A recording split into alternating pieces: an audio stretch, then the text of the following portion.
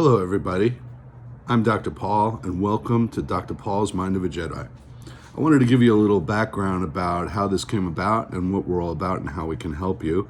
So I'm going to start at the beginning. So years ago, when I started my practice as a doctor of chiropractic, I was also beginning my spiritual journey, awakening my consciousness to something more than just the physical world existed and a higher power and all that.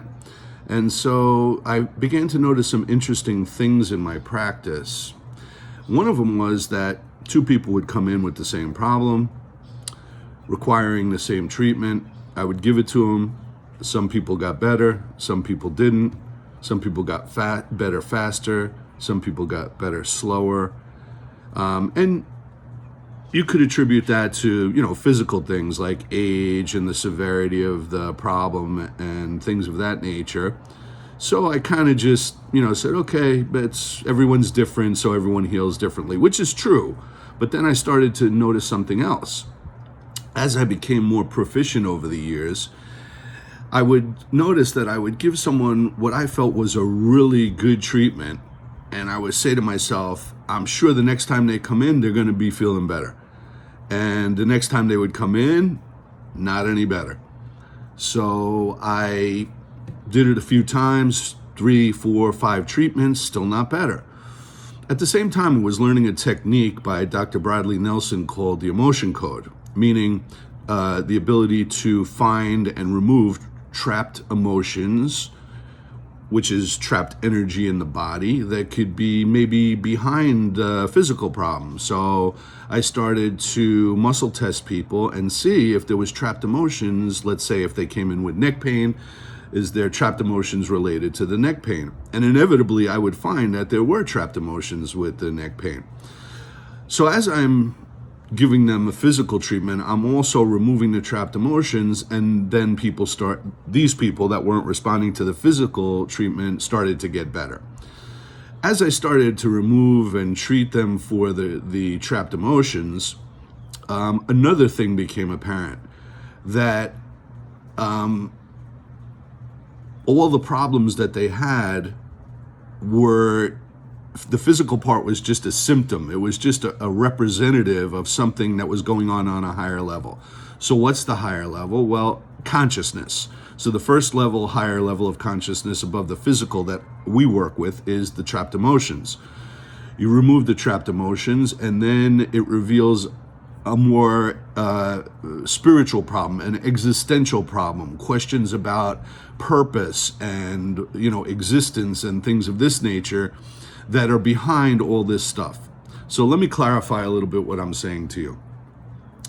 First of all, consciousness creates our reality. That's a main tenet of almost any spiritual system that exists out there. Your consciousness creates your reality.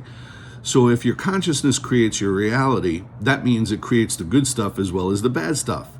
And if consciousness creates your reality, and your reality is that you have a physical problem, it's only a symptom of either an emotional or a spiritual problem. So we started to dig deeper and apply the principles of spirituality. At the time, I was studying the wisdom of Kabbalah. It's an ancient system, really teaching you how to correct your consciousness and elevate your consciousness, and that the universe operates on a system of cause and effect.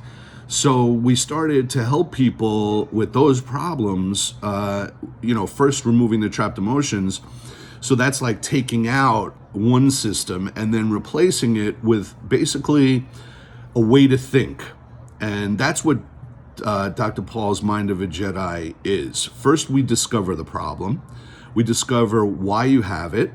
And then we can help you with how maybe the way you were thinking about things or the way you were looking at things had created the problems in your life. And this doesn't just go for physical. It goes for financial, it goes for career, it goes for family relationships, it goes for romantic relationships, it goes for your relationship with money and finances.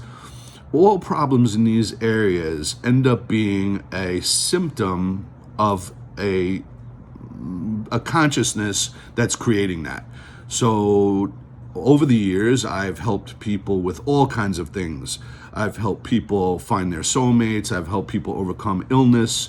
I've helped people quit smoking, come out of the closet. I could go on and on. I've helped people repair